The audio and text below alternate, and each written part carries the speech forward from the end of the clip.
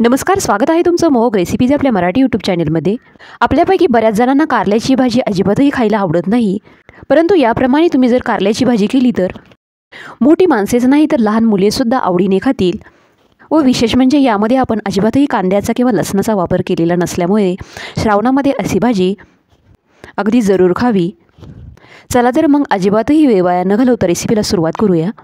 इथे मी जवळपास छोट्या आकाराची 200 ग्रॅम कारली 2 पाण्याने स्वच्छ धुवून घेतलेली आहेत। जून कारली न वापरता एकदम कोवळी अशी आपल्याला इथे कारली वापरायची आहेत। आता या कारल्यांचा शेंडा व बुडका कट करून घेऊया। सर्व कारल्यांचा शेंडा व बुडका कट केल्यानंतर साल काढायची आहे। याची थोडीशी साल अशा प्रकारे काढून घ्यायची आहे। अगदी किंचितशी याची साल काढून घ्यायची आहे।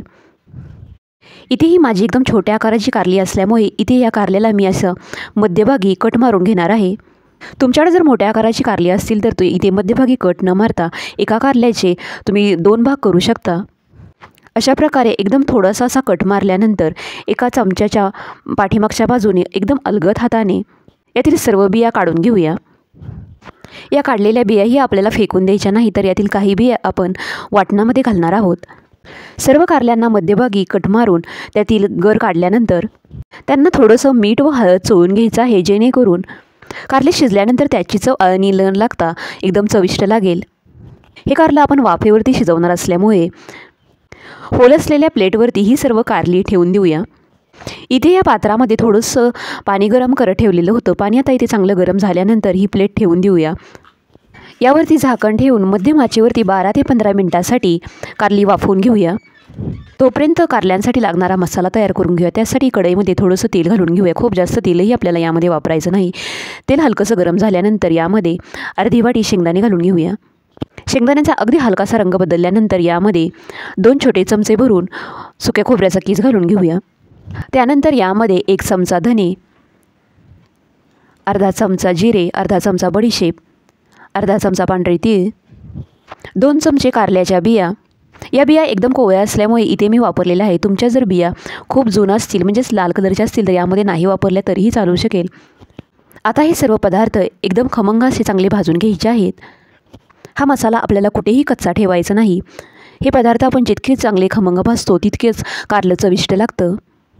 आता हे सर्व पदार्थ चांगले भाजून घेतल्यानंतर पूर्णपणे थंड झाल्यानंतरच मिक्सरमधून ओबडधोबड वाटून घ्यायचे आहेत। इथे हा मसाला या मिक्सरच्या छोट्या भांड्यामध्ये काढून घेतलेला आहे। यामध्ये थोडासा गूळ घालून घेऊया। कारलं म्हणले की गूळ हा घालावाच लागतो। 1 चमचा कांदा लसूण चटणी घालूया। चवीपुरतं मीठ घालूया। मगाशी आपण कारल्यामध्ये मीठ घातलेलं असल्यामुळे गरजेपुरतंच मीठ घालायचं आहे। पाव चमचा हळद, पाव चमचा हिंग घालूया। अर्धा चमचा गरम मसाला व 1 चमचा चिंचेचा कोळ घालून ओबडधोबड मिक्सरमधून वाटून घ्यायचं आहे। जवळपास 12 मिनिटांनंतर कारलं कसं शिजलं आहे ते चेक करूया। तर हे कारलं आपल्याला खूप जास्त प्रमाणामध्येही शिजवायचं नाही, तर जवळपास 95% हे कारलं शिजवून घेतल्यानंतर चांगलं थंड होऊ देण्यासाठी बाजूला काढून ठेवूया। कारलं वाफवण्यासाठी तुम्हाला कमी जास्त वेळ लागू शकतो। तर मगाचं जे वाटण आपण केलं होतं ते एकदम ओबडधोबड वाटून घेतलेलं आहे। हे वाटण एका प्लेटमध्ये काढून घेऊया। हे वाटण वाटत असताना मिक्सर चालू बंद करून नंतरच वाटायचं आहे, एकदम जास्त बारीक करायचं नाही।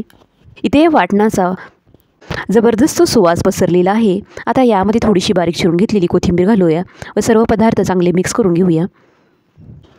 इथेही कारलंही आता पूर्णपणे थंड झालेलं आहे। आता यामध्ये यातील थोडं थोडं वाटण भरून घेऊया। एकदम दाबून दाबून अशा प्रकारे आपल्याला हे वाटण भरायचं आहे।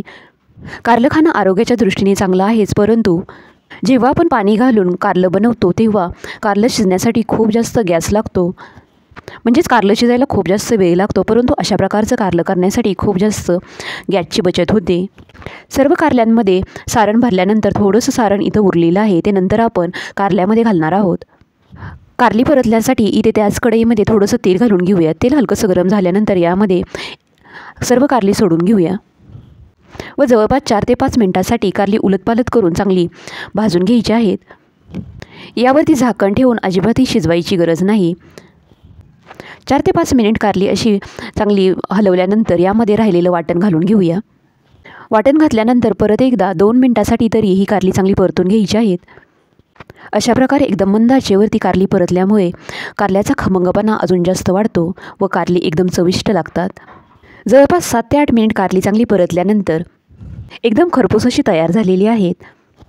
तर अशा प्रकारे केलेलं कारलं तुम्ही चपातीबरोबर, भाकरीबरोबर किंवा भाताबरोबर तोंडी लावण्यासाठी सुद्धा खाऊ शकता. तर अजिबातही पाण्याचा वापर न करता इथे आपलं एकदम चविष्ट असं कारलं तयार झालेलं आहे. व्हिडिओ आवडला असल्यास व्हिडिओला लाईक करा, शेअर करा आणि सबस्क्राईब करा.